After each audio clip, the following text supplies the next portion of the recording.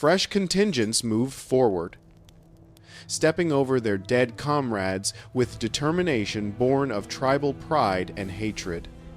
Inside Alesia, Vercingetorix prepared for his all-or-nothing assault. This is where desperation met tactical genius. Caesar received reports that Labienus's section was about to break. 6 cohorts had been fighting for 20 straight hours. The general himself was wounded, still fighting in the front rank, blood streaming from a gash in his arm. Without immediate reinforcement, the entire northern section would collapse and Gauls would pour through, surrounding Romans from within their own fortifications. Simultaneously, Mark Antony's position came under massive assault. The future triumvir faced 40,000 Gauls with just 6,000 exhausted Romans. Messages begged for reinforcement cannot hold much longer. Caesar faced every commander's nightmare: 2 crisis points, insufficient reserves to address both. Then something happened that nobody expected. The Germanic cavalry held in reserve between the walls took matters into their own hands. Their chieftain, whose name history tragically doesn't record, saw the crisis and acted without orders. 4,000 horsemen charged out a rear gate, riding hard around the entire battle to hit the Gauls, attacking Labienus from behind. Caesar made his choice. Taking his last reserve, just 13 cohorts, about 6,000 men. He split them. Half went to Antony. Half followed him personally to Labienus. But here's the detail that changes everything. Caesar didn't just send reinforcements. He led them himself. Purple cloak streaming, clearly visible to every Roman on the walls fighting for their lives. The psychological impact was instant and electric.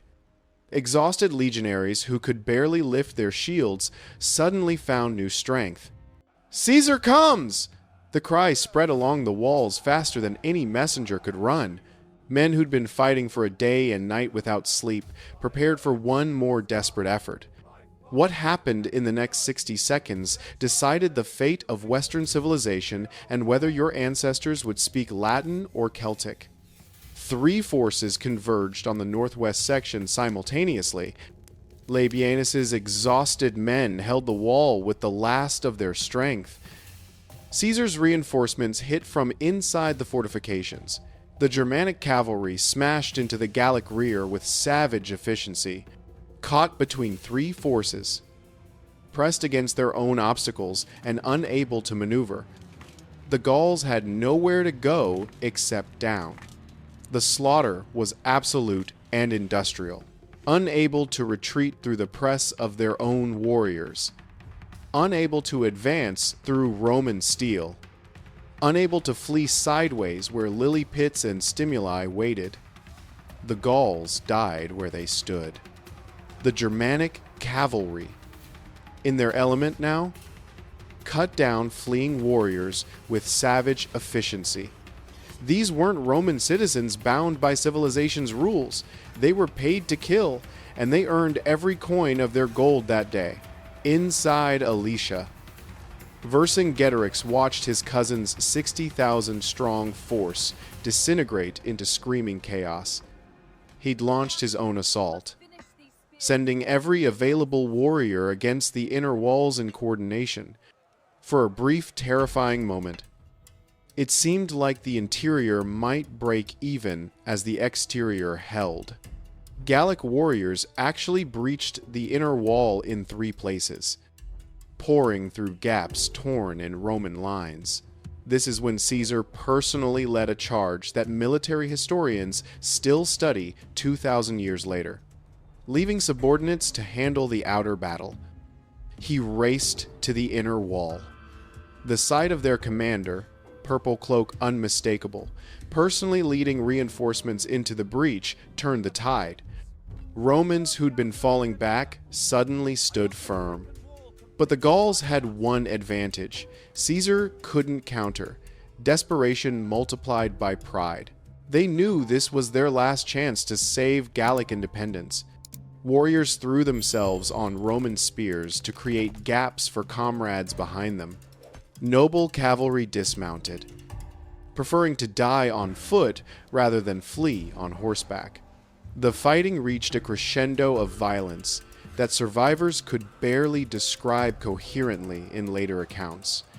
Then came the moment that would haunt survivors forever and end Celtic Gaul permanently.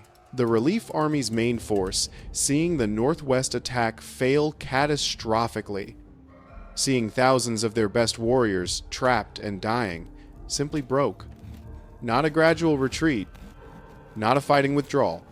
200,000 men turned and ran, abandoning their trapped comrades inside Alesia to their fate. From Alesia's walls, Vercingetorix watched it happen with horror. The relief army he'd summoned, the greatest hosting in Gallic history, running like children from wolves. His assault on the inner walls faltered as word spread through ranks. Warriors who'd been ready to die suddenly lost heart when they realized they'd been abandoned. Caesar seized the moment with ruthless efficiency.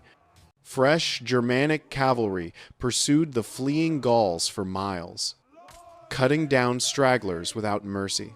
Roman infantry sorted from fortifications, adding to the slaughter. What started as battle became rout, then massacre, then extermination. The killing continued until physical exhaustion, not mercy or conscience, finally stopped it. As sun set on the second day, 50,000 Romans had done the mathematically impossible. They defeated 380,000 enemies while trapped between them. Dawn of the third day brought eerie silence that was somehow worse than battle sounds. No war cries. No assault preparations? From Alesia's highest tower, a white flag appeared.